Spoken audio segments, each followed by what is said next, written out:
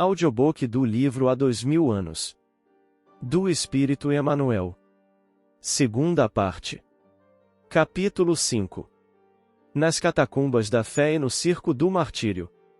No dia imediato à cena que acabamos de descrever, vamos encontrar, juntas, as duas amigas diletas que, longe de serem a senhora e a serva, eram duas almas unidas pelos mesmos ideais, ligadas pelos elos mais santos do coração.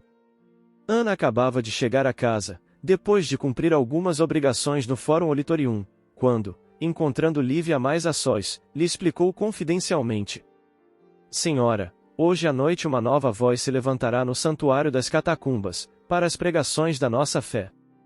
Amigos nossos me avisaram, esta manhã, que, já há alguns dias, se encontra na cidade um emissário da igreja de Antioquia, chamado João de Cleofas, portador de significativas revelações para nós outros, os cristãos desta cidade. Lívia deixou transparecer um clarão de íntimo contentamento nos olhos, exclamando: Ah! Sim, se havemos de ir hoje às catacumbas, tenho necessidade de comungar com os nossos irmãos de crença, nas mesmas vibrações da nossa fé. Além disso, preciso agradecer ao Senhor a misericórdia das suas graças imensas. E, elevando um pouco a voz como se desejasse anunciar à amiga o santo júbilo de suas esperanças meio íntimas, exclamou com um terno sorriso a lhe irradiar do semblante calmo: Ana, desde a morte de Calpurnia, noto que Públio está mais sereno e mais esclarecido. Nestes últimos dias, tem-me dirigido a palavra com a ternura de outros tempos, havendo-me afirmado, ainda ontem, que seu coração me reserva uma doce surpresa para amanhã, depois da sua vitória suprema na vida pública. Sinto que é muito tarde para que seja novamente feliz neste mundo, mas, em suma, estou intimamente satisfeita, porque nunca desejei morrer em desarmonia com o companheiro que Deus me concedeu para as lutas e alegrias da vida. Acredito que nunca me perdoará o crime de infidelidade que julgo haver eu praticado há 25 anos, mas choro de contentamento, ao reconhecer que Públio me sente redimida, ante a severidade de seus olhos. E chorava, comovida, enquanto a velha criada lhe afiançava com ternura: Sim, minha senhora, talvez tenha ele reconhecido as suas abnegações santificantes no lar, nestes longos anos de sacrifícios abençoados. Agradeço a Jesus tamanha misericórdia, revidou Lívia sensibilizada. Suponho mesmo que não estou longe de partir para o mundo das realidades celestes, onde todos os sofredores hão de ser consolados.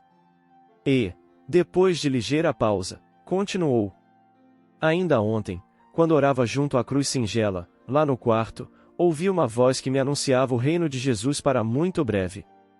Ouvindo-a, Ana lembrou-se subitamente de Simeão e das horas que antecederam os seus sacrifícios, mergulhando-se em dolorosas cismas.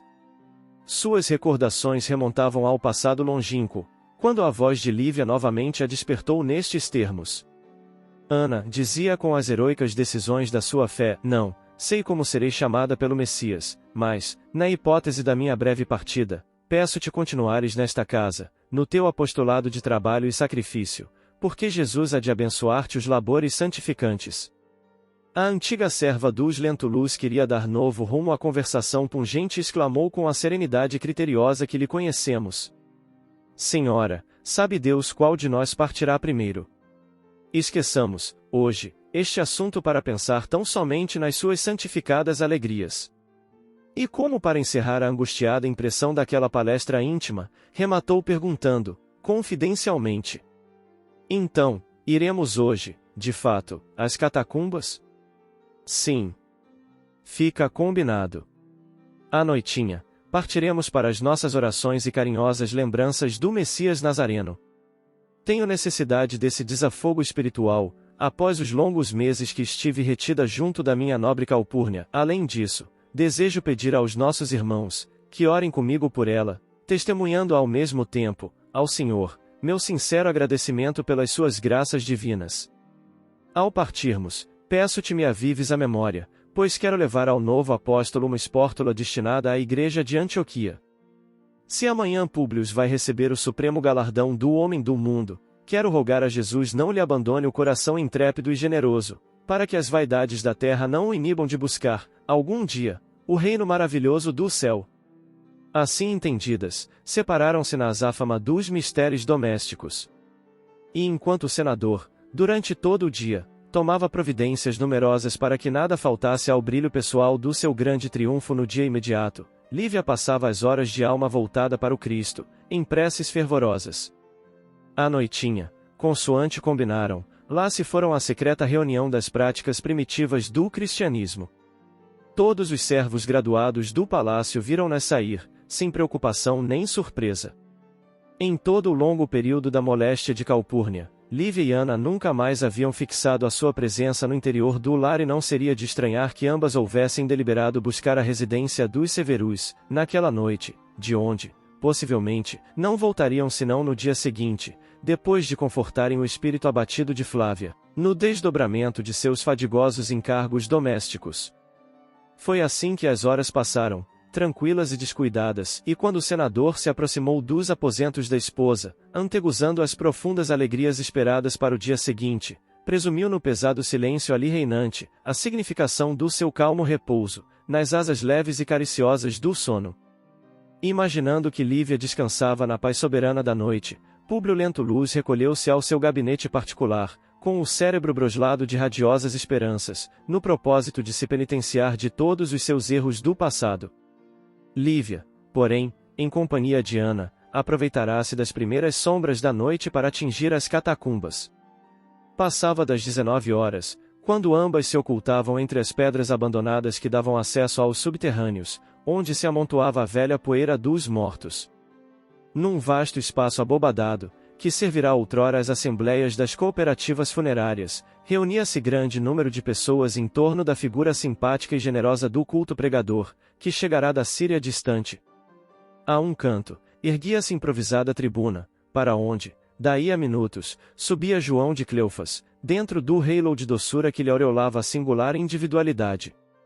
O apóstolo de Antioquia trazia à cabeça os primeiros cabelos brancos e toda a sua figura estava saturada de um forte magnetismo pessoal, que ligava intimamente a sua personalidade a quantos se lhe aproximavam, levados pela doce afinidade da crença e dos sentimentos profundos. Todos os presentes pareciam empolgados pela sua palavra sedutora e impressionante, que se fez ouvir por quase 2 horas sucessivas, caindo no coração do auditório como um orvalho sublime da eloquência celeste. Seus conceitos elevados, suas proféticas observações, ressoavam pelas arcadas silenciosas e sombrias, fracamente iluminadas pela claridade de algumas tochas.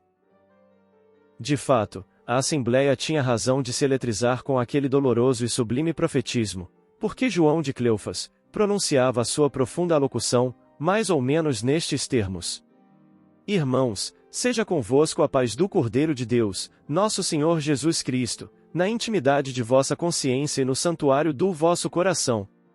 O Santo Patriarca de Antioquia, nas suas preces e meditações de cada dia, recebeu numerosas revelações do Messias, ordenando a vinda de um mensageiro ao ambiente de vossos trabalhos na capital do mundo, a fim de anunciar-vos grandes coisas. Pelas santas revelações do Espírito Santo, os cristãos desta cidade impiedosa foram escolhidos pelo Cordeiro para o grande sacrifício.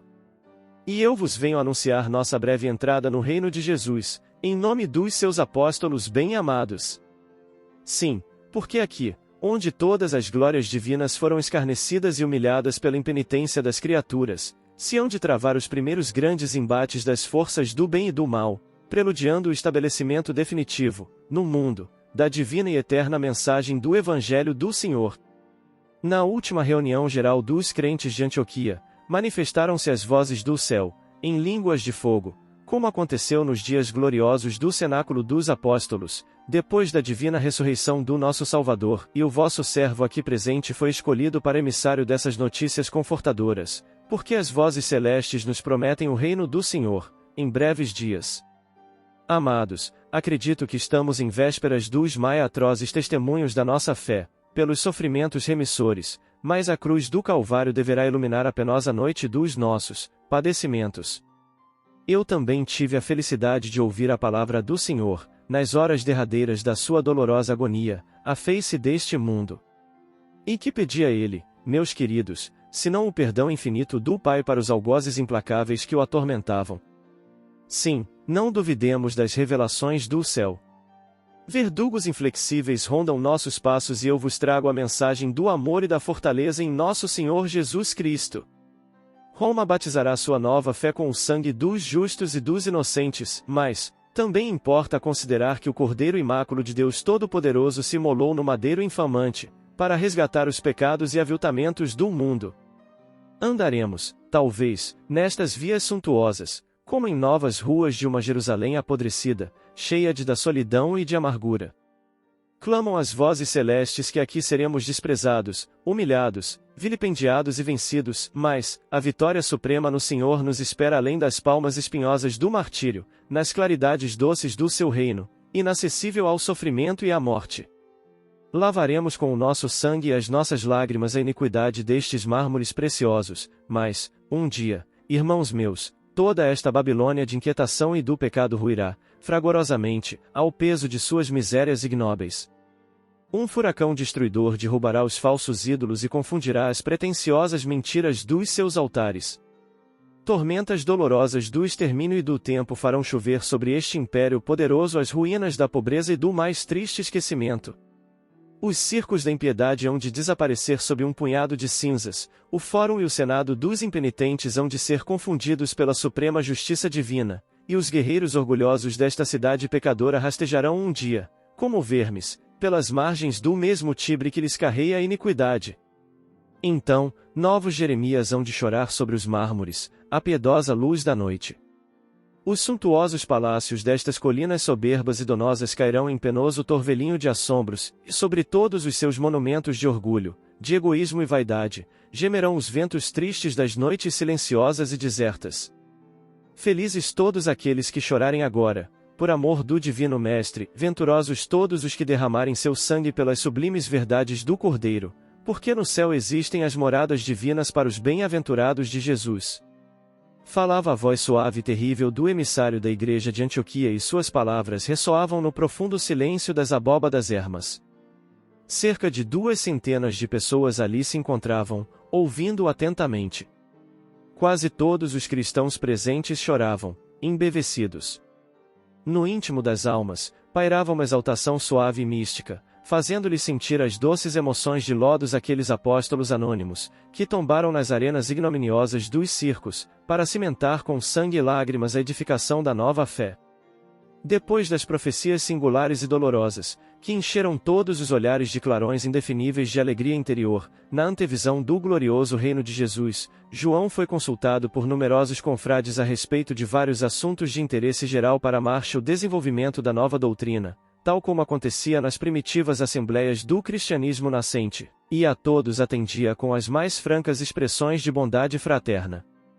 Interpelado por um dos presentes quanto ao motivo de sua alegria radiosa, quando as revelações do Espírito Santo anunciavam tão grandes provações e tantos padecimentos, o generoso emissário respondeu com sublimado otimismo: Sim, meus amigos, não podemos esperar senão o sagrado cumprimento das profecias anunciadas, mas devemos considerar com júbilo que, se Jesus permite aos ímpios a realização de monumentos maravilhosos, como os desta cidade suntuosa e apodrecida, que não reservará ele, na sua infinita misericórdia, aos homens bons e justos, nas claridades do seu reino? Aquelas respostas consoladoras caíam na alma da numerosa assembleia, como o bálsamo dulcificante. Palavras de amor e saudações afetuosas eram trocadas entre todos, com as mais doces demonstrações de júbilo e fraternidade. Lívia e Ana tinham um clarão de alegria íntima a lhes brilhar nos olhos calmos. Ao fim da reunião, todos se levantaram para as preces singelas e espontâneas das primitivas lições do cristianismo em suas fontes puras. A voz do emissário de Antioquia, ainda uma vez, se fez ouvir, brilhante e clara. Pai nosso, que estais nos céus, santificado seja o vosso nome, venha a nós o vosso reino de misericórdia, seja feita a vossa vontade, assim na terra, como nos céus. Todavia, nesse instante, a palavra meiga e comovedora foi abafada por sinistro tinir de armaduras. É aqui, Lúculo, gritava a voz estentórica do centurião Cláudio Varrus, que avançava para a massa atonita dos cristãos indefesos, constituída na maioria de mulheres, com os seus numerosos pretorianos. Alguns crentes mais exaltados começaram então a apagar as tochas, provocando as trevas para a confusão e o tumulto, mas João de Cleofas descera da tribuna com a sua figura radiosa e impressionante. Irmãos, gritou com voz estranha e vibrante no seu apelo, Como que saturado de extraordinário magnetismo, recomendou o Senhor que jamais colocássemos a luz sob o alqueire. Não apagueis a claridade que deve iluminar o nosso exemplo de coragem e de fé. A esse tempo, os 2 centuriões presentes já haviam articulado as suas forças, em comum, organizando os 50 homens que tinham vindo, sob suas ordens, para a hipótese de uma resistência. Viu-se, então, o apóstolo de Antioquia caminhar com desassombro, sob o pasmo silencioso dos presentes, dirigindo-se a Luculo Quintilius, estendendo-lhe os braços pacificamente e solicitando com empenho: Centurião, cumpre a tua tarefa sem receio, porque eu não vim a Roma senão para as glórias do sacrifício. O preposto do império não se comoveu com essas palavras, e depois de brandir sobre o rosto do missionário os copos de sua espada, em 2 tempos amarrou-lhe os braços, impossibilitando-lhe os movimentos. 2 jovens crentes, dando largas ao seu temperamento ardoroso e sincero, revoltados com a crueldade, desembainharam as armas, que reluziam à claridade pálida daquele interior de penumbra, avançando para os soldados num gesto supremo de defesa e resistência, mas João de Cleofas advertiu ainda uma vez, com a sua palavra magnética e profunda: Meus filhos, não repitais neste recinto a cena dolorosa da prisão do Messias. Lembrai-vos de Malcus e guardai a vossa espada na bainha, porque os que ferem com o ferro serão feridos. Houve, então, na assembleia um movimento de quietude e de assombro. A coragem serena e destemida do apóstolo contagiara todos os corações. Nos grandes momentos da vida, há sempre uma vibração espiritual que flui doutros mundos, para conforto dos míseros viajores da jornada terrestre. Observou-se, desse modo, o inaudito e inesperado. Todos os presentes imitaram o apóstolo valoroso, entregando os braços inermes para o sacrifício. No seu doloroso momento, Livy enchera-se de uma coragem que nunca havia possuído. Diante da sua figura nobre e da sua indumentária de patrícia detiveram-se, longamente, os olhares significativos dos verdugos. Naquela assembleia, era ela a única mulher que ostentava as insígnias do patriciado romano. Cláudio Varrus cumpriu sua tarefa, algo respeitoso e, daí a minutos, a pesada caravana estava a caminho da prisão, dentro das sombras espessas da meia-noite. O cárcere onde os cristãos iam passar tantas horas ao relento, em angustiosa promiscuidade, que, de algum modo, representava para eles um suave consolo, ficava anexo ao grande circo, sobre cujas proporções gigantescas somos obrigados a deter nossas vistas, dando ao leitor uma fraca ideia da sua grandeza. O circo máximo ficava situado justamente no vale que separa o Palatino do Aventino, erguendo-se, ali como uma das mais belas maravilhas da cidade invicta. Edificado nos primórdios da organização romana, suas proporções grandiosas se haviam desenvolvido com a cidade, ao tempo de Domício Nero. Tão grandiosa era a sua extensão, que ocupava 2.190 pés de comprimento por 960 de largura, terminando em semicírculo, com capacidade para 300.000 espectadores comodamente instalados. De ambos os lados, corriam 2 ordens de pórticos, superpostos, ornados de colunas preciosas coroadas de terraços confortáveis. Naquele luxo de construções e demasia de ornamentos, viam-se tascas numerosas e inúmeros lugares de devassidão, a cuja sombra dormiam os miseráveis e repousava a maioria do povo, embriagado e amolecido nos prazeres mais hediondos. 6 torres quadradas, denotando as mais avançadas expressões de bom gosto da arquitetura da época, dominavam os terraços, servindo de camarotes luxuosos às personalidades mais distintas, nos espetáculos de grande gala. Largos bancos de pedra, dispostos em anfiteatro, corriam por 3 lados, localizando-se, em seguida, em linha reta, o espaço ocupado pelos cárceres, de onde saíam os cavalos e carros, bem como escravos e prisioneiros, feras e gladiadores, para os divertimentos preferidos da sociedade romana. Sobre os cárceres, erguia-se o suntuoso pavilhão do imperador, de onde as mais altas autoridades e áulicos da corte acompanhavam o César nos seus entretenimentos. Todo o circo era dividido por uma muralha de 6 pés de altura por 12 de largura, erguendo-se sobre ela altares e estátuas preciosas, que ostentavam bronzes finos e dourados. Bem no centro dessa muralha, imprimindo um traço majestoso de grandeza ao ambiente, levantava-se, a uma altura de 120 pés, o famoso obelisco de Augusto, dominando a arena colorida de vermelhão e de verde, dando a impressão de uma relva deliciosa, que se tingisse subitamente de flores de sangue. Os míseros prisioneiros daquela caçada humana foram atirados a uma larga dependência dos cárceres, nas primeiras horas da madrugada. Os soldados os despojaram, um a um, dos objetos de valor, ou das pequenas importâncias em dinheiro que traziam consigo. As próprias senhoras não escaparam ao esbulho humilhante, sendo roubadas nas suas joias mais preciosas. Apenas Lívia, pelo respeito que inspiravam suas vestes, foi poupada ao exame infamante. Num gabinete privado, Cláudio Varrus dava ciência ao seu superior, Cornélio Rufus, do êxito da diligência que lhe fora cometida aquela noite. Sim, exclamava Cornélio satisfeito, pelo que vejo, a festa de amanhã correrá inteiro contento do imperador. Essa primeira caçada de cristãos era essencial ao glorioso feito das grandes homenagens aos senadores. Mas, escuta, continuava ele mais discretamente, referindo-se a Lívia, quem é essa mulher que traz a toga das matronas da mais alta classe social? Ignoro, respondeu o centurião Assas pensativo. Aliás, muito me admirei de encontrá-la em tal ambiente, mas, cumpri severamente as vossas ordens. Fizeste bem.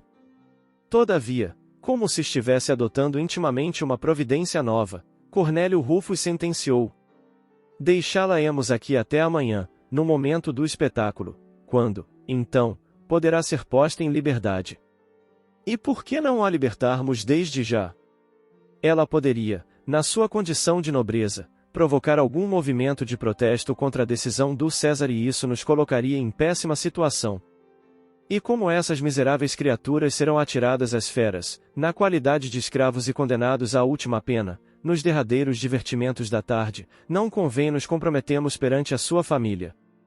Retendo-a aqui, satisfazemos os caprichos de Nero e soltando-a, em seguida, não nos incompatibilizaremos com os que gozam dos favores da situação. É verdade, essa é a solução mais razoável. Contudo, por que motivo essas criaturas serão condenadas como escravos, quando deveriam morrer como cristãos, pois tão somente essa é a causa de sua justa condenação? A razão de sua morte não está na humilhante doutrina que professam? Sim, mas temos de ponderar que o imperador não se sente ainda com bastante força para enfrentar a opinião dos senadores, dos edis e de várias outras autoridades, que, certamente, desejariam advogar a causa destes infelizes, em seu próprio desprestígio e no de seus mais íntimos conselheiros.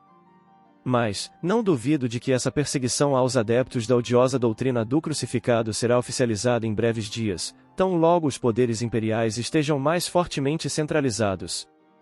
Esperemos, pois, mais algum tempo e, até lá, fortifiquemos o prestígio de Nero, porque o detentor do poder deve representar sempre o melhor dos amigos. Enquanto isso ocorria, todos os cristãos se dividiam em grupos, no interior do cárcere, trocando as mais íntimas impressões acerca do angustioso transe. Em dado momento, todavia, abriu-se uma porta, por onde surgiu a figura detestável de Cláudio, exclamando, ironicamente: Cristãos, não há clemência de César para os que professam as perigosas doutrinas do Nazareno.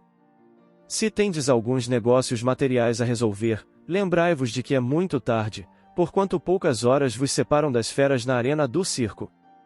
Novamente, a pesada porta se fechou sobre a sua figura, enquanto os míseros condenados se surpreendiam amargamente com a notícia inquietante e dolorosa. Através das grades reforçadas, podiam observar os movimentos dos numerosos soldados que os guardavam, dando guarida, nos primeiros instantes, às mais angustiosas conjecturas.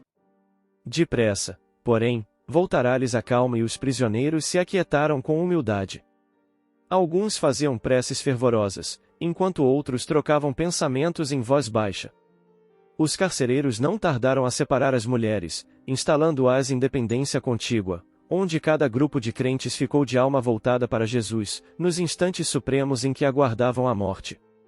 De manhãzinha, mal o sol havia surgido de todo nas amplitudes do formoso firmamento romano. Vamos encontrar Ana e Lívia em conversação quase serena, a sós, numa espécie de biombo dos muito existentes na espaçosa sala reservada às mulheres, enquanto numerosas companheiras aparentavam descansar, estremunhadas. Senhora, exclamava a serva algo preocupada, noto que vos tratam aqui com simpatia e deferência. Por que não pleiteardes imediatamente a vossa liberdade? Não sabemos o que de sinistro e terrível nos ocorrerá nas horas penosas deste dia. Não, minha boa Ana, respondeu Lívia, tranquila, deves ficar certa que minha alma está convenientemente preparada para o sacrifício. E ainda que me não sentisse conformada, não deverias apresentar-me semelhante ao vitre, porque Jesus, sendo embora o mestre de todos os mestres e Senhor no reino dos céus, não pleiteou sua liberdade junto aos algozes que o atormentavam e oprimiam. Isso é verdade, Senhora. Mas, acredito que Jesus saberia compreender o vosso gesto, porque tendes ainda um esposo e uma filha, se acentuou a velha empregada, como a lhe recordar as obrigações humanas. Um esposo? Retrucou a nobre matrona com heroica serenidade. Sim, agradeço a Deus a paz que me concedeu, permitindo que Públio me demonstrasse a sua contrição nestes últimos dias. Para mim, só essa tranquilidade era essencial e necessária, porque o esposo, na sua feição humana, eu o perdi há longos 25 anos. Debalde sacrifiquei todos os impulsos de minha mocidade para lhe provar o meu amor e a minha inocência, em contraposição à calúnia com que humilharam meu nome. Por um quarto de século tenho vivido com as minhas orações e as minhas lágrimas. Angustiosa tem sido a minha saudade e dolorosíssimo o triste degredo espiritual a que fui relegada, no plano dos meus afetos mais puros. Não creio possa reviver para mim, no coração do velho companheiro, a confiança antiga, cheia de felicidade e ternura. Quanto à filha, entreguei-a a Jesus, desde os dias de sua infância, quando me vi obrigada à terrível soparração do seu afeto. Afastada de sua alma por imposição de Públio, tive de sufocar os mais doces entusiasmos do coração materno. Sabe o Senhor de minhas ansiosas angústias, nas noites silenciosas e tristes em que lhe confiava meus amargurosos padecimentos. Além disso, Flávia tem hoje um marido que procurou isolá-la ainda mais do meu pobre espírito, receoso da minha fé, qualificada por todos de demência. E, depois de ligeira pausa, na sua confidência dolorosa, acentuou com serena tristeza, que para mim, não pode haver o reflorescimento das esperanças aqui na terra. Só aspiro, agora, morrer em paz confortadora com a minha consciência. Mas, senhora, retornou a criada com veemência, hoje é o dia do maior triunfo do vosso esposo. Não me esqueci dessa circunstância. Faz, porém, 25 anos que Públio segue rumo oposto ao meu caminho e não será demais que, buscando ele hoje a suprema recompensa do mundo, como vitória final dos seus desejos, busque eu também não a vitória do céu, que não mereci, mas a possibilidade de mostrar ao Senhor a sinceridade da minha fé, ansiosa pelas bênçãos lucificantes da sua infinita misericórdia. Depois, minha querida Ana, é muito grato ao coração sonhar com o seu reino santificado e misericordioso. Vermos, de novo, as mãos suaves do Messias abençoando-nos o Espírito, com os seus gestos amplos de caridade e de ternura. Lívia tinha um clarão divino nos olhos, que se molhavam de lágrimas espontâneas, como se houvesse caído sobre o seu coração o orvalho divino do paraíso. Via-se, claramente, que suas ideias não estavam na terra, mas, sim, flutuando num mundo de radiosidades suavíssimas, cheio de recordações carinhosas do passado e saturado de ternas esperanças no amor de Jesus Cristo. Sim, continuava falando como se fora tão somente para sua própria alma, na intimidade do coração. Ultimamente, muito me tenho lembrado do Divino Mestre e de suas palavras inesquecíveis. Naquela tarde inolvidável de suas pregações, ainda era crepúsculo e o céu estava recamado de estrelas, como se as luzes do firmamento desejassem também ouvi-lo. As ondas do Tiberíades, que se apresentavam, frequentemente, tão rumorosas ao fustigo do vento, vinham, silenciosas, desfazer-se num leque de espumas, de encontro às barcas da praia, numa doce expressão de respeito, quando se faziam ouvir na paisagem os seus divinos ensinamentos. Tudo se aquietava de manso, era de ver-se o sorriso carinhoso das criancinhas, a claridade terna dos seus olhos de pastor dos homens e da natureza. Nos meus anseios, minha boa Ana, desejava adotar todos aqueles petizes maltrapilhos e famintos, que surgiam nas assembleias populares de Cafarnaum, mas, meu propósito materno de amparar aquelas mulheres desprezadas e aquelas crianças andrajosas, que viviam ao desamparo, não podia realizar-se neste mundo. Todavia, suponho que hei de realizar os ideais de minha alma, se Jesus me acolher nas claridades do seu reino. A velha serva chorava emocionada, ouvindo estas expansões carinhosas e comovedoras. Depois de longa pausa, continuou como se desejasse bem aproveitar as derradeiras horas. Ana, disse com enérgica tranquilidade, ambas fomos chamadas ao testemunho sagrado da fé, nas horas que passam e que devem ser gloriosas para o nosso espírito. Perdoa-me, querida, se algum dia te ofendi o coração com alguma palavra menos digna. Antes que Simeão te entregasse à minha guarda, já eu te amava ternamente, como se foras minha irmã ou minha própria filha. A serva chorava constrangida, enquanto Lívia, carinhosa, continuava. Agora, querida, tenho um derradeiro pedido a fazer-te. Dizei, senhora, sussurrou a serva com os olhos rasos de lágrimas, antes de tudo, sou vossa escrava.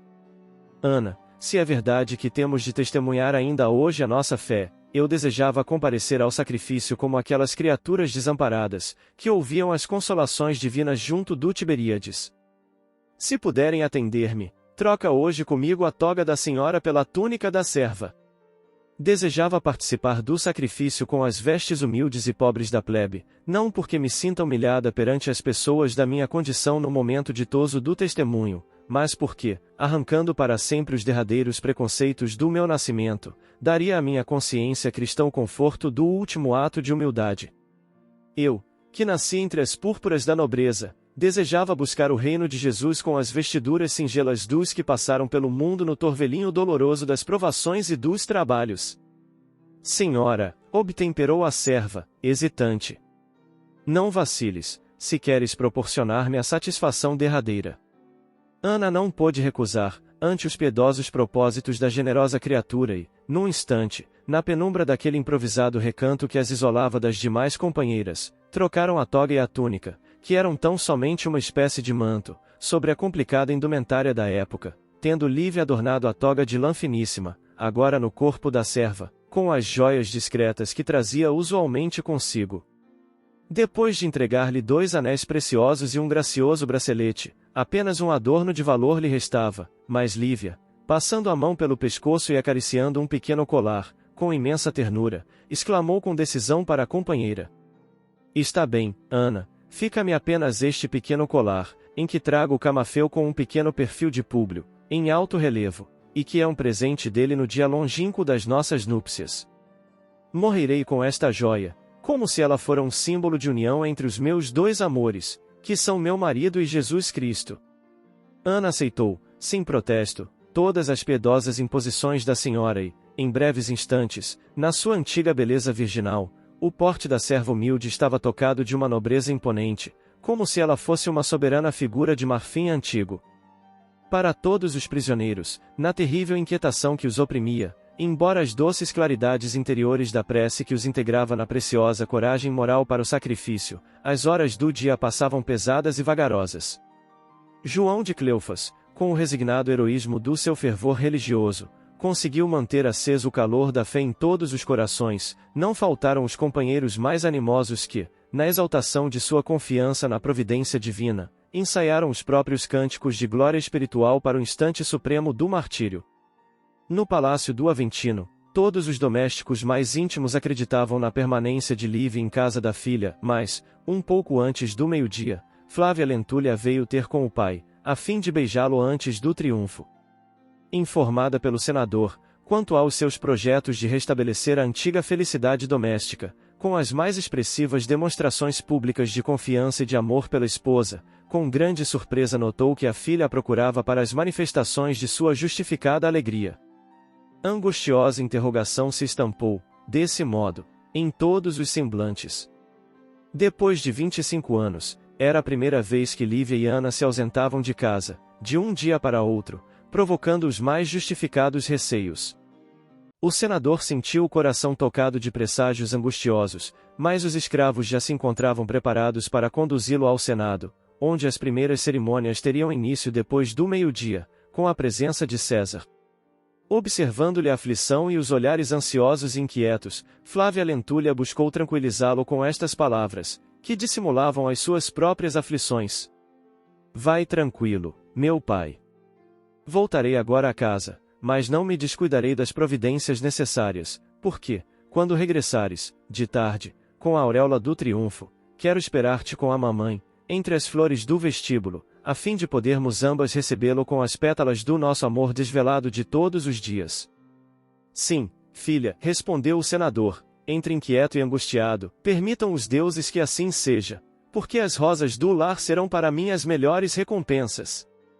E, tomando a liteira, saudado por amigos numerosos que o esperavam, Públio Lentulus demandou o senado, onde multidões entusiásticas esfuziavam de alegria, em sinal de agradecimento pela farta distribuição de trigo com que as autoridades romanas haviam comemorado aquele evento, aplaudindo os homenageados, com a gritaria ensurdecedora das grandes manifestações populares. Da nobre casa política, onde os mais elegantes torneios de oratória foram proferidos para enaltecimento da personalidade do imperador e antecedidos pela figura impressionante do César, que nunca desdenhou o fausto retumbante dos grandes espetáculos, na sua feição de antigo comediante, dirigiram-se os senadores para o famoso templo de Júpiter, onde os homenageados receberiam a auréola de mirto e rosas, como os triunfadores, obedecendo-se à inspiração de Sêneca, que tudo envidava por desfazer a penosa impressão do governo cruel do seu ex-discípulo, que, afinal, decretaria também a sua morte no ano 66. No templo de Júpiter, o grande artista que era Domício Nero coroou a fronte de mais de 100 senadores do império, sob a bênção convencional dos sacerdotes, demorando-se as cerimônias na sua complicada feição religiosa, por algumas horas sucessivas. Somente depois das 15 horas, saía do templo, em direção ao circo máximo, o grosso e desmesurado cortejo. A compacta procissão, tocada de aspecto solene, poucas vezes observado em Roma nos séculos posteriores, dirigiu-se, primeiramente ao fórum, atravessado pela massa formidável de povo, com o máximo respeito. Para esclarecimento dos leitores, passemos a dar pálida ideia do maravilhoso cortejo, de conformidade com as grandes cerimônias públicas da época. Na frente, vai um carro soberbo e magnificamente ornamentado, onde se instala molemente o imperador, seguindo-se-lhe numerosos carros nos quais se aboletam os senadores homenageados, bem como os seus áulicos preferidos.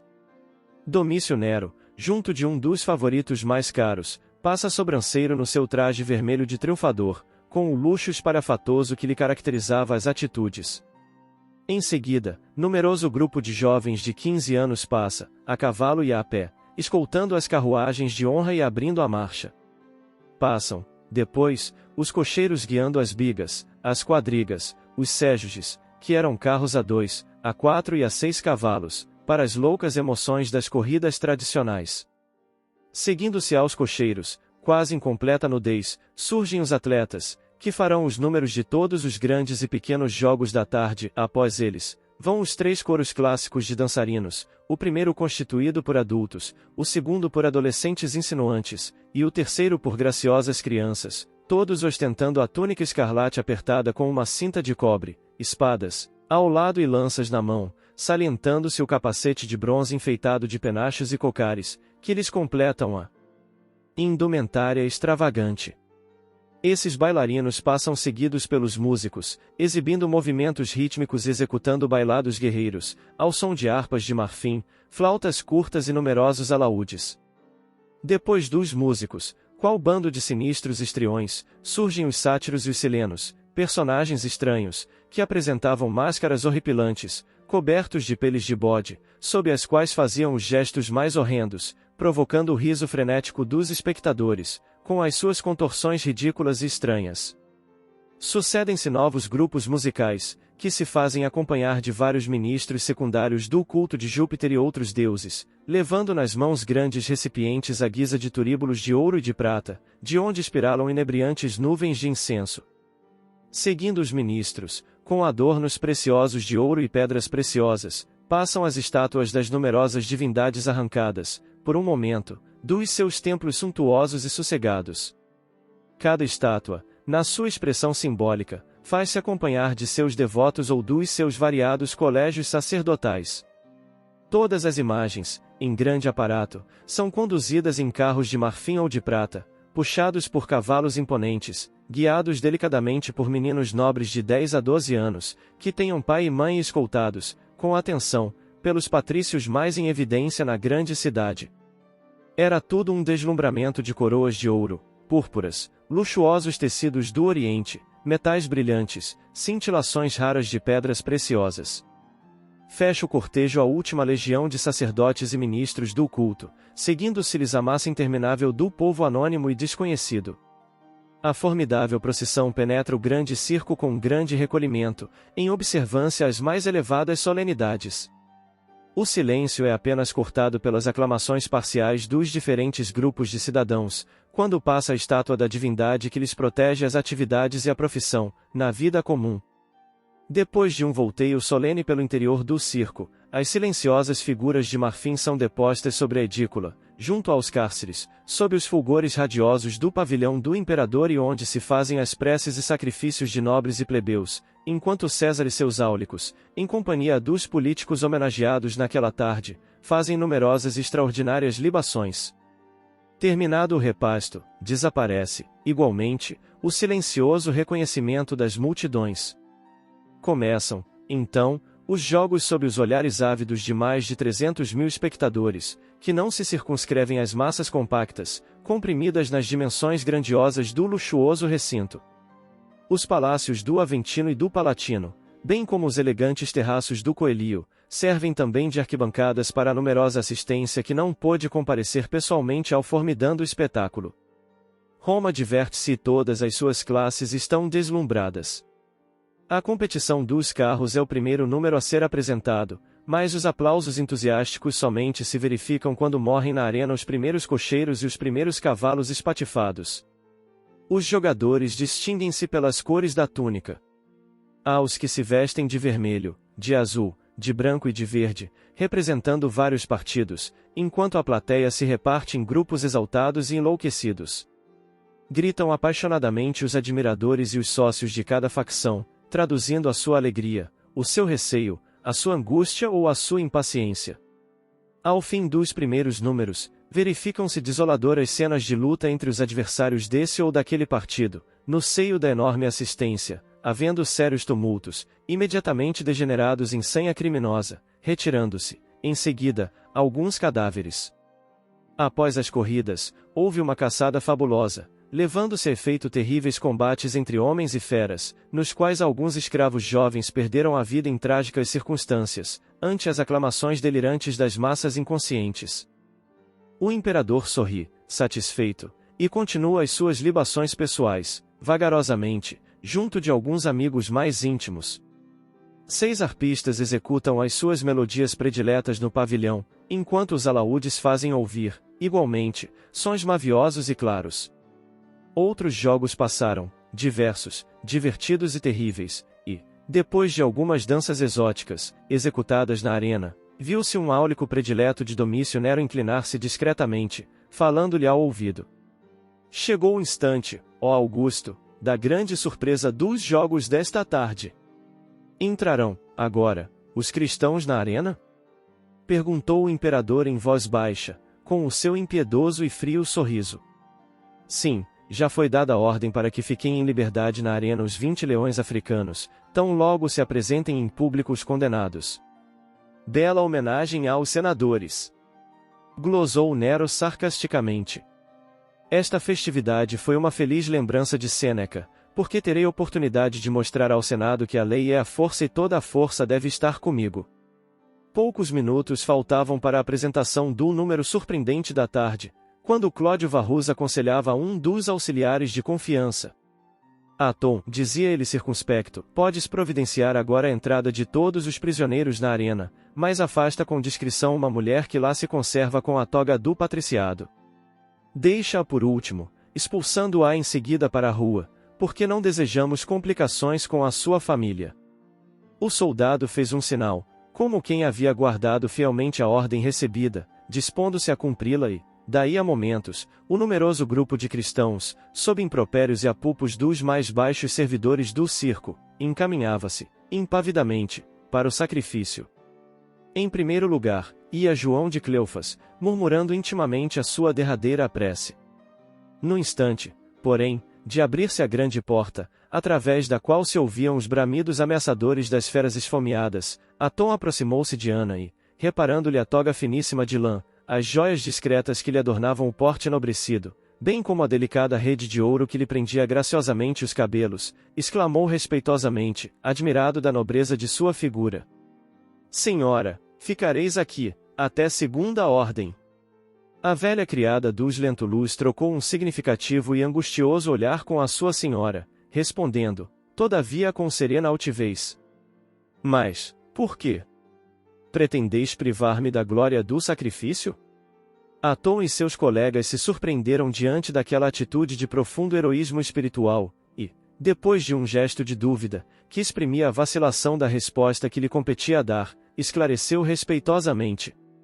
Sereis a última.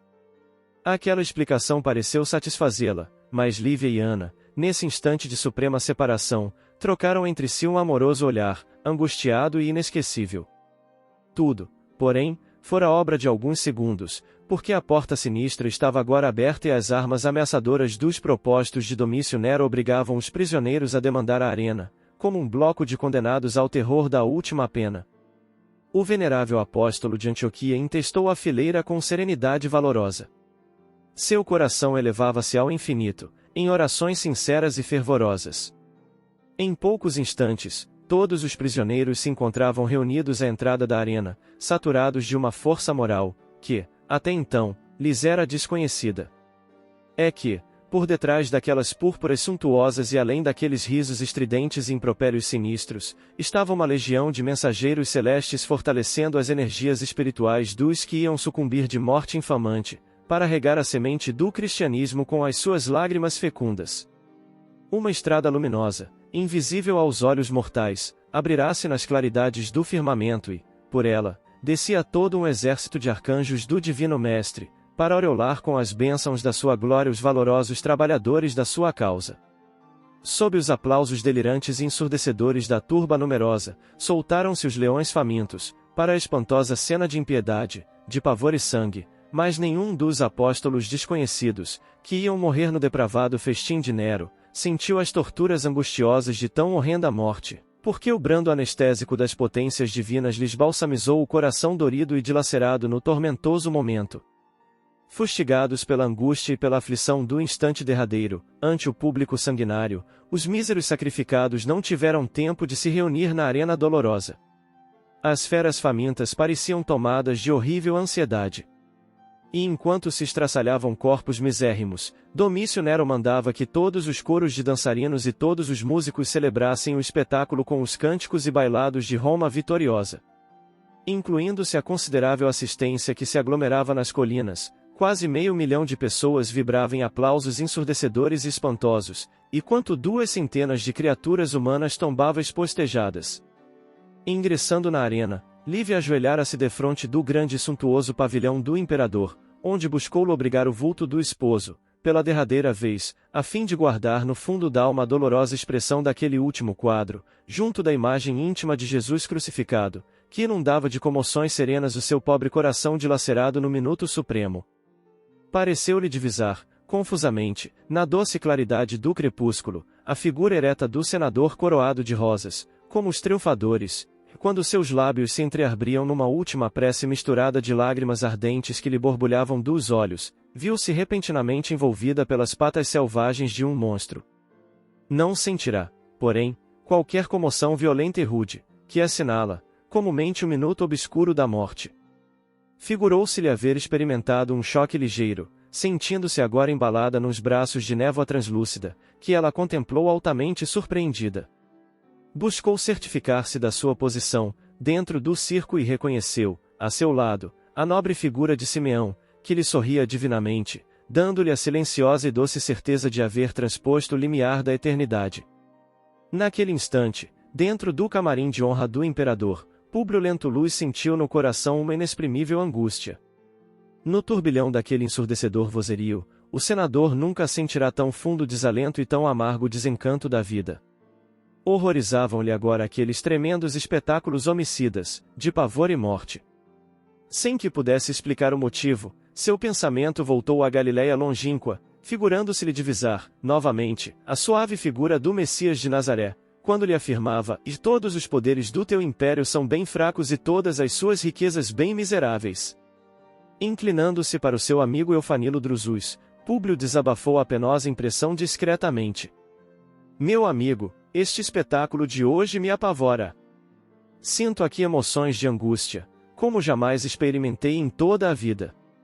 Serão escravos destinados à última pena os que ora sucumbem, sob a crueldade das feras violentas e rudes?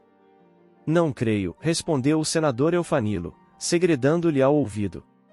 Corre o boato de que estes míseros condenados são pobres cristãos inofensivos, aprisionados nas catacumbas. Sem saber explicar a razão do seu profundo desgosto, Públio Lentulus lembrou-se repentinamente de Lívia, mergulhando angustiado nas mais penosas conjecturas.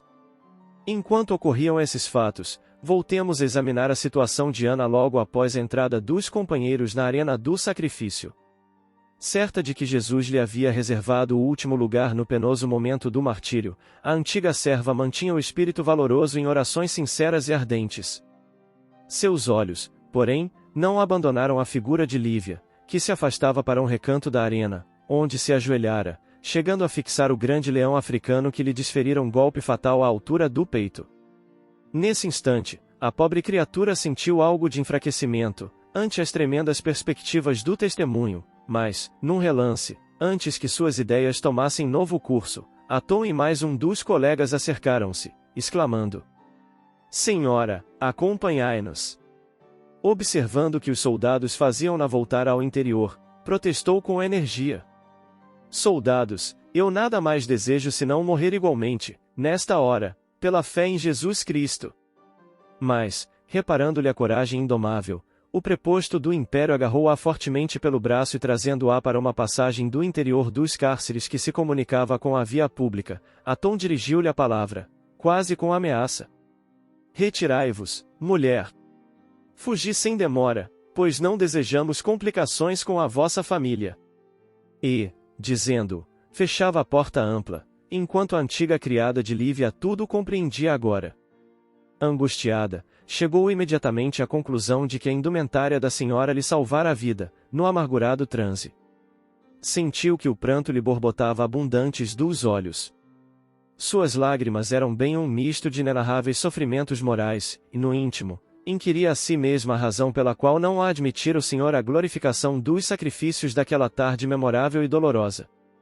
Percebia o confuso rumor de mais de 300.000 vozes, que se concentravam em gritos retumbantes de aplauso, aclamando a corrida sinistra das feras na sua caçada humana e, passo a passo, carregando consigo o peso torturante de uma angústia sem termos, buscou o palácio do Aventino, que não distava muito do circo ignominioso, cujas portas penetrou desalentada e silenciosamente.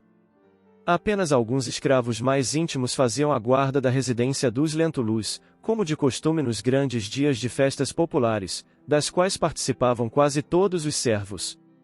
Ninguém percebeu o retorno da serva, que conseguiu despojar-se da toga com a calma precisa.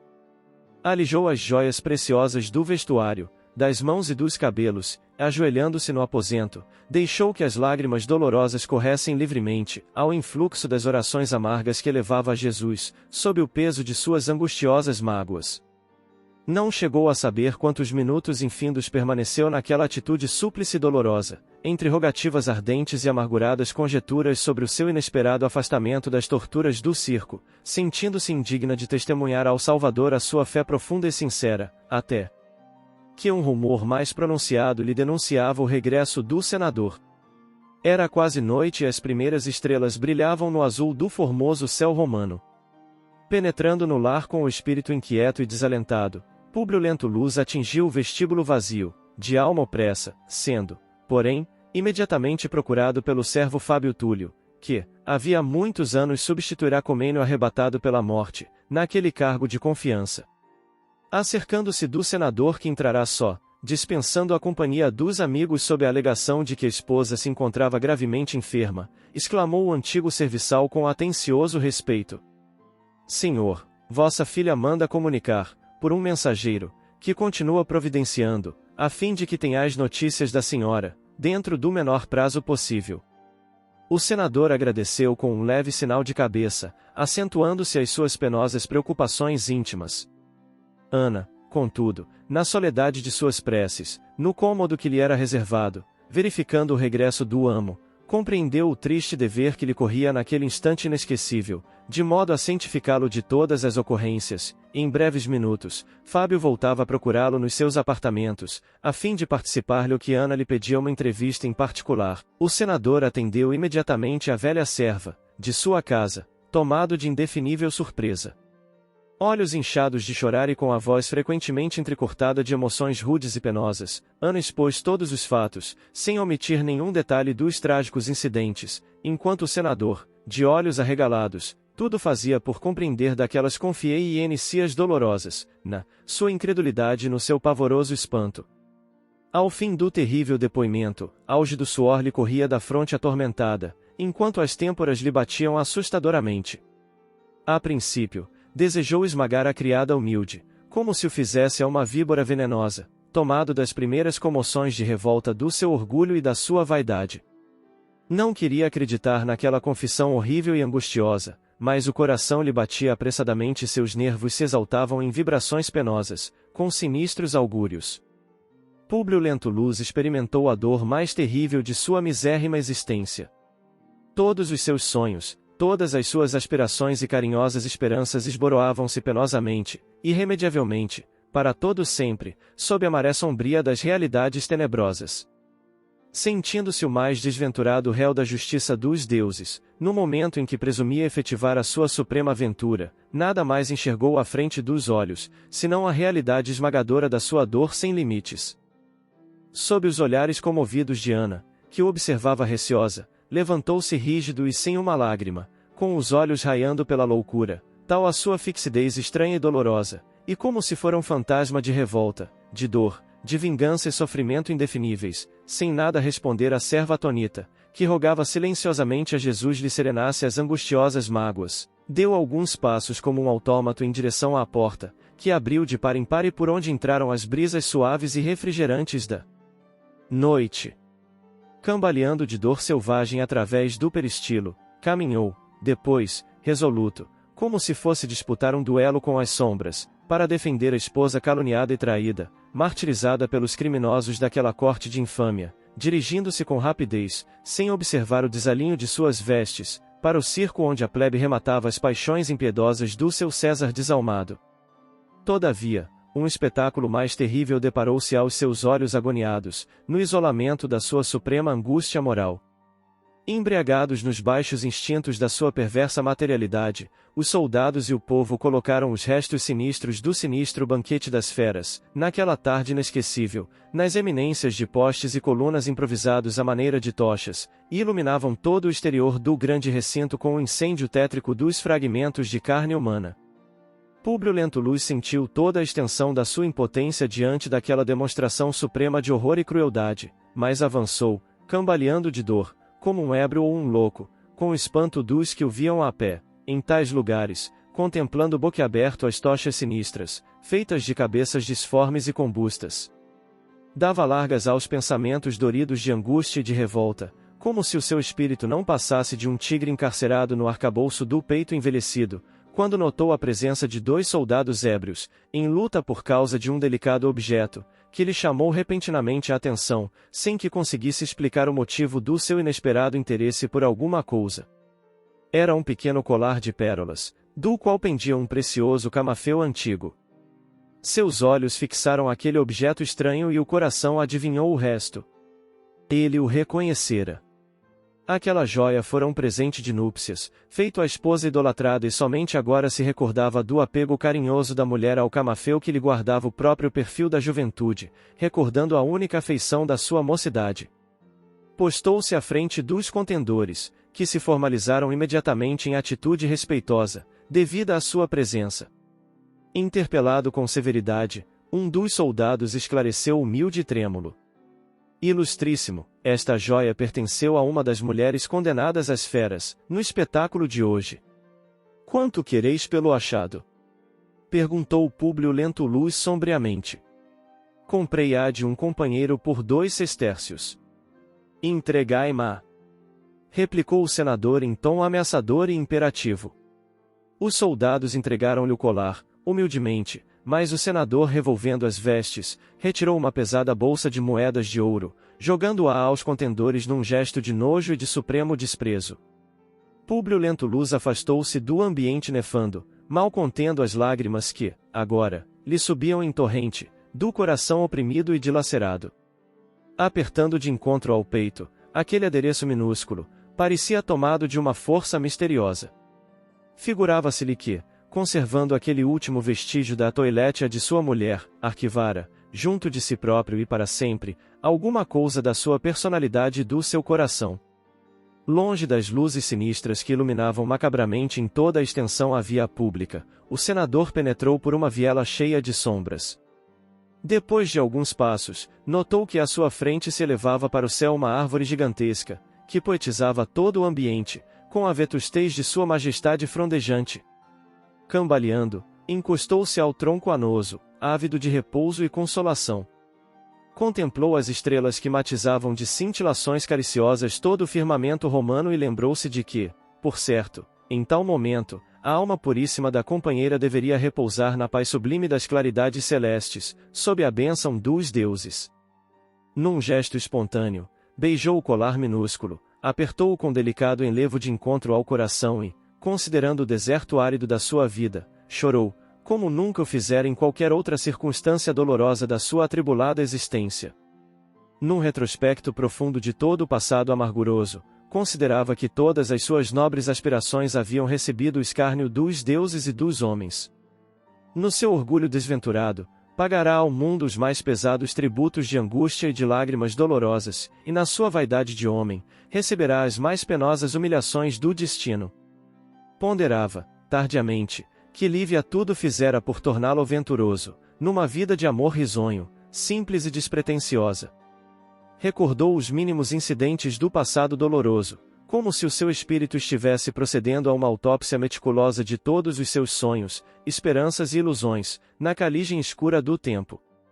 Como homem, viverá unido aos processos do Estado, que lhe roubavam os mais encantadores entretenimentos da vida doméstica e, como esposo, não tivera energia bastante para armar-se contra as calúnias insidiosas. Como pai, considerava-se o mais desgraçado de todos. De que lhe valia, então, a auréola do triunfo, se ela lhe chegava como intragável cálice de amargura? De que lhe valiam, agora, as vitórias políticas e a significação social dos títulos de nobreza, bem como a vultosa expressão da sua fortuna, diante da mão implacável do seu impiedoso destino neste mundo? Perdia as suas meditações em profundos abismos de sombra e de dúvidas amargas, quando lhe surgiu na mente atormentada a figura suave e doce do sublime profeta de Nazaré, com a riqueza indestrutível da sua paz e da sua humildade. Na plenitude de suas lembranças, pareceu ouvir ainda as extraordinárias recordando-se intensamente de Jesus, sentiu-se tomado por uma vertigem de lágrimas dolorosas, as quais, de alguma forma, lhe balsamizavam o deserto do coração. Ajoelhando-se sob fronde opulenta e generosa, qual o fizera um dia na Palestina, exclamou para os céus, com os olhos marejados de pranto, lembrando-se da força moral que a doutrina cristã havia proporcionado ao coração da esposa, nutrindo-a espiritualmente para receber com dignidade e heroísmo todos os sofrimentos. Jesus de Nazaré! Disse com voz súplice e dolorosa, foi preciso que eu perdesse o melhor e o mais querido de todos os meus tesouros para recordar a concisão e a doçura de tuas palavras. Não sei compreender a tua cruz e ainda não sei aceitar a tua humildade dentro da minha sinceridade de homem, mas, se podes ver a enormidade de minhas chagas, vem socorrer, ainda uma vez, o meu coração miserável e infeliz. Penosa crise de lágrimas sobreveio a essa invocação tocada de uma franqueza rude, agressiva e dolorosa. Figurou-se-lhe, todavia, que uma energia indefinível e imponderável o ajudava, agora, a atravessar o angustioso transe. Terminada a súplica que lhe fluía do imo d'alma lacerada, o orgulhoso patrício observou que a presença de uma força inexplicável modificava, naquele momento inesquecível, todas as disposições mais íntimas do seu coração e, conservando-se genuflexo, notou, com a visão interior do seu espírito, que a seu lado começava a surgir um ponto luminoso, que se desenvolveu prodigiosamente, na dolorosa serenidade daquele penoso instante de sua vida, surpreendendo-se com o fenômeno que lhe sugeria ao pensamento as conjecturas mais inesperadas. Por fim, aquele núcleo de luz tomava uma forma e, diante de si, viu a figura radiosa de Flamínio Severus, que lhe vinha falar na tormentosa noite da sua infinita amargura. Públio reconheceu-lhe a presença, surpreendido e espantado, identificando-lhe os traços fisionômicos e as saudações acolhedoras, como quando se dirigia a ele, na terra. Seu semblante era o mesmo, na doce expressão de serenidade, agora tocada de triste e amargurado sorriso. Ostentava a mesma toga de barra purpurina, mas não apresentava o aspecto marcial e imponente dos dias terrestres. Flamínio contemplou-o como se estivesse assomado de piedade infinita e de ilimitada amargura. Seu olhar penetrante de espírito lhe devassava os mais recônditos refolhos da consciência, enquanto o senador se aquietava, reverente, sensibilizado e surpreendido. Públio, disse-lhe carinhosamente a voz amiga do duende, não te revoltes com a execução dos desígnios divinos, que hoje modificou todos os roteiros da tua vida. Ouve-me bem. Falo-te com a mesma sinceridade e amor que nos une os corações, de há longos séculos transcorridos. Diante da morte, todas as nossas vaidades desaparecem, nas suas claridades sublimadas, nossos poderes terrenos são de uma fragilidade misérrima. O orgulho, amigo meu, abre-nos além do túmulo uma porta de trevas densas, nas quais nos perdemos em nosso egoísmo e impenitência. Volta à tua casa e sorve o conteúdo da taça amargurosa das provas rudes, com serenidade e valor espiritual, porque ainda estás longe de esgotar o cálice de tuas purificadoras amarguras, dentro das expiações redentoras e supremas. As grandes dores, sem remédio no mundo, hão de abrir para o teu raciocínio um caminho novo, nos eternos horizontes da crença. Nossos deuses são expressões de uma fé respeitável e pura, mas Jesus de Nazaré é o caminho, a verdade e a vida. Enquanto as nossas ilusões sobre Júpiter nos levam a render culto aos mais poderosos e aos mais fortes, considerados como prediletos de nossas divindades, pela expressão valiosa dos seus ricos sacrifícios, os ensinos preciosos do Messias Nazareno nos levam a considerar a miserabilidade de nossos falsos poderes à face do mundo, abraçando os mais pobres e os mais desventurados da sorte, como a impelir todas as criaturas a caminho do seu reino, conquistado com o sacrifício e o esforço de cada um, em demanda da única vida real, que é a vida do Espírito. Hoje sei que perdeste, um dia, a tua sublime oportunidade, mas o Filho de Deus Todo-Poderoso, na sua piedade infinita e infinito amor, atende agora ao teu apelo, permitindo que a minha velha afeição venha balsamizar as feridas dolorosas do teu coração atormentado. O senador deixou que todo o seu pensamento se perdesse na tempestade das mais abençoadas lágrimas de sua vida. Arfando nos soluços de sua compunção, suplicava, mentalmente: sim, meu amigo e meu mestre, eu quero compreender a verdade e almejo o perdão das minhas faltas enormes. Flamínio, inspiração de minha alma dilacerada, sê o meu guia na tormentosa noite do meu triste destino. Vale-me com a tua ponderação e a tua bondade. Toma-me, de novo, pelas mãos e esclarece-me o coração no tenebroso caminho. Que fazer para alcançar do céu o esquecimento de minhas faltas? A serena visão, como se houvera comovido intensamente em recebendo aquele apelo, tinha agora os olhos iluminados por uma lágrima piedosa e divina. Aos poucos, sem que Públio pudesse compreender o mecanismo daquele fenômeno insólito, observou que a silhueta do amigo se diluía levemente na sombra, afastando-se da tela de suas contemplações espirituais, mas, ainda assim, percebeu que os seus lábios murmuravam, piedosamente, uma palavra: perdoa. Aquela suave recomendação caiu-lhe na alma como um bálsamo dulcificante. Sentiu, então, que seus olhos estavam agora abertos para as realidades materiais que o rodeavam, como se houvera acordado de um sonho edificante. Sentiu-se algo aliviado de suas profundas dores e levantou-se para retomar, com decidido valor, o fardo penoso da existência terrena. Regressando à casa, por volta das 22 horas, ali encontrou Plínio e Flávia, que o esperavam aflitos. Vendo-lhe a fisionomia fundamente abatida e transfigurada, a filha, ansiosa, o abraçou num transporte de ternura indefinível, exclamando entre lágrimas: meu pai, meu querido pai, até agora não nos foi possível obter qualquer notícia. Públio Lentulus, porém, fixou nos filhos o olhar triste e desalentado, enlaçando-os silenciosamente. Em seguida, chamou-os ao gabinete particular, para onde determinou, igualmente, a vinda de Ana e os quatro, em conselho de família, examinaram, emocionadamente, os inolvidáveis sucessos daquele dia de provações aspérrimas. À medida que o senador transmitia aos filhos as revelações penosas de Ana, que lhe acompanhava as palavras extremamente comovida, via-se que Flávia e o esposo traduziam no rosto as emoções mais singulares e mais fortes, sob a angustiosa impressão daquela narrativa. Ao fim do minucioso relato, Plínio Severus exclamou no seu orgulho irrefletido: mas não poderíamos imputar toda a culpa dos fatos a esta mísera criatura que há tantos anos serve indignamente em vossa casa? Assim se pronunciando, o oficial apontava a serva, que baixou a cabeça humildemente, rogando a Jesus lhe fortalecesse o espírito para o testemunho daquele momento, que adivinhava penoso para os sentimentos mais delicados do seu coração.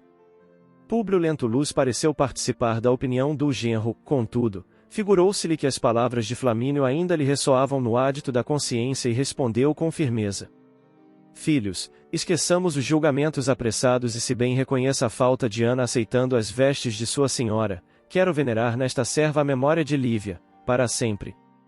Companheira fiel dos seus angustiosos martírios de 25 anos consecutivos, ela continuará nesta casa com as mesmas regalias que lhe foram outorgadas por sua benfeitora.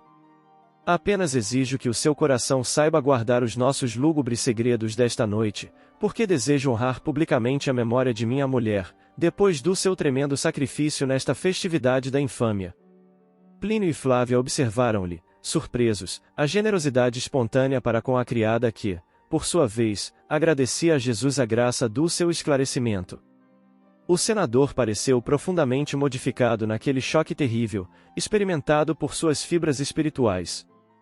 Neste comenos, interveio Plínio Severus, esclarecendo: há vários amigos nossos, que aqui estiveram para cumprimentar-vos, esclareci que, em vista do nosso luto por minha mãe, não comemoraríeis o vosso triunfo político na data de hoje, informando mais, no intuito de justificar a vossa ausência, que a senhora Lívia se encontrava gravemente enferma, em Tibur, para onde for em busca de melhoras, notícias essas que, aliás, eram recebidas pelos nossos íntimos com o máximo de naturalidade, porque a vossa consorte nunca mais frequentou a sociedade desde a volta da Palestina, sendo natural que todos os nossos amigos a considerassem doente.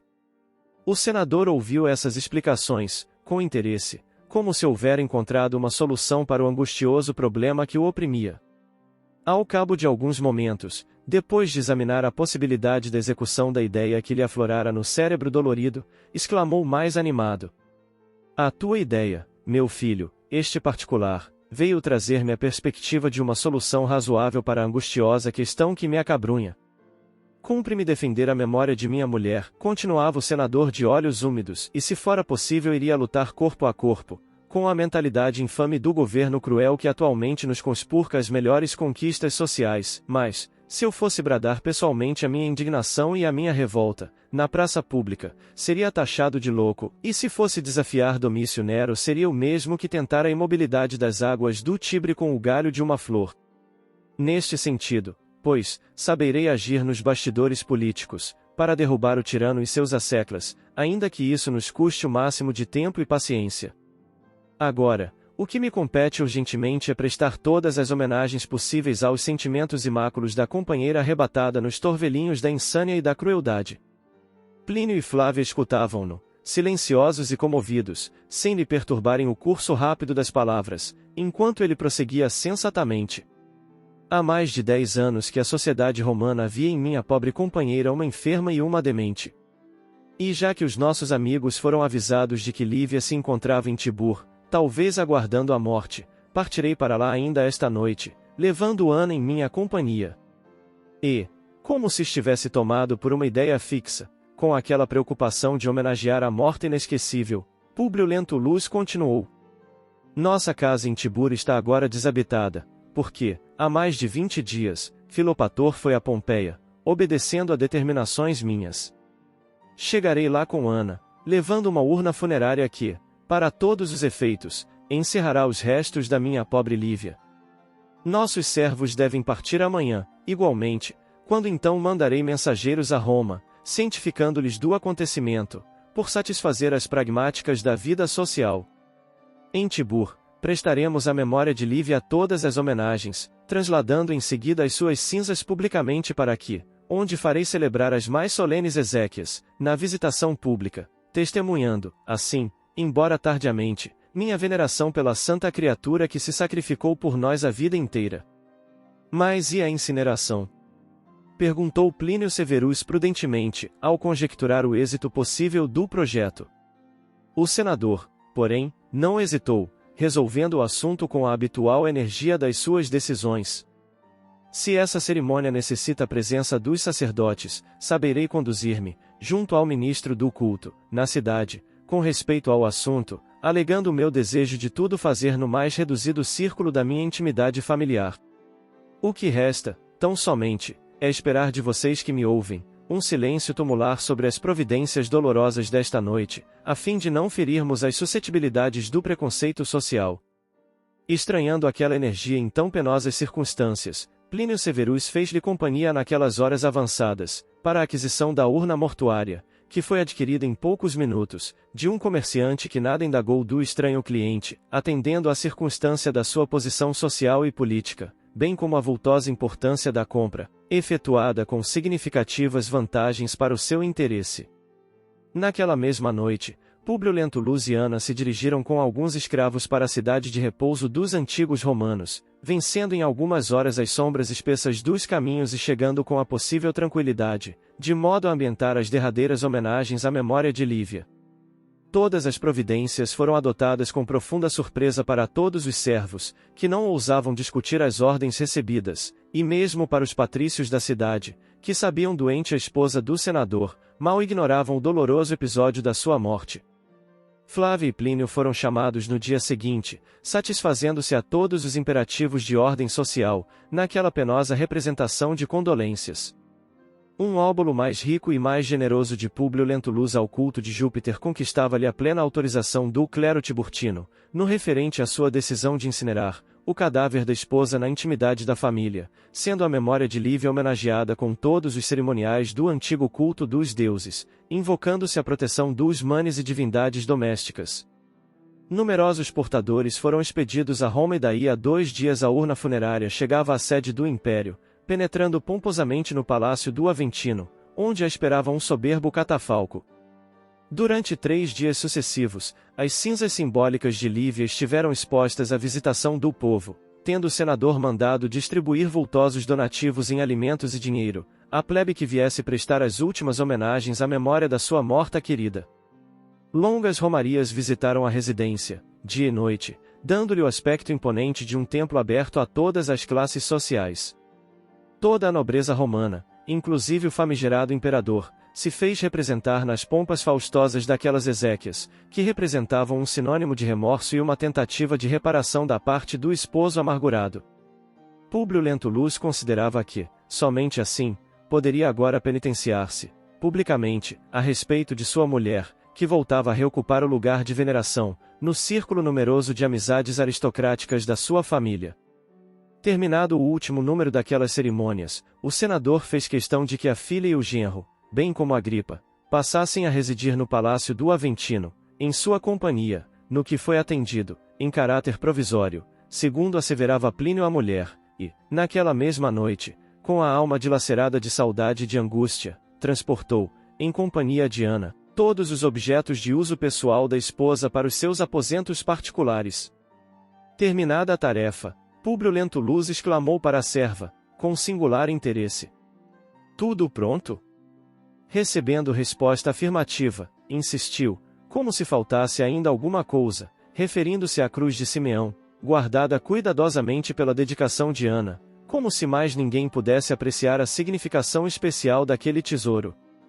"Onde está uma pequena cruz de madeira tosca, que minha mulher tanto venerava?" "Ah! É verdade!" exclamou a serva satisfeita por observar a modificação daquela alma austera. E, retirando do seu quarto a modesta lembrança do apóstolo de Samaria, entregou-lhe com reverência afetuosa. O senador, então, colocou-a num móvel fechado. Todavia, quem lhe acompanhasse a existência amargurada, poderia vê-lo, todas as noites, na solidão do seu aposento, junto do precioso símbolo das crenças da companheira. Quando as luzes do palácio se apagavam, de leve, E quando todos buscavam o repouso no silêncio da noite, o orgulhoso Patrício retirava a cruz de Simeão do cofre de suas lembranças mais queridas, e ajoelhado qual o fazia ela, parava a máquina do convencionalismo diuturno, para meditar e chorar amargamente.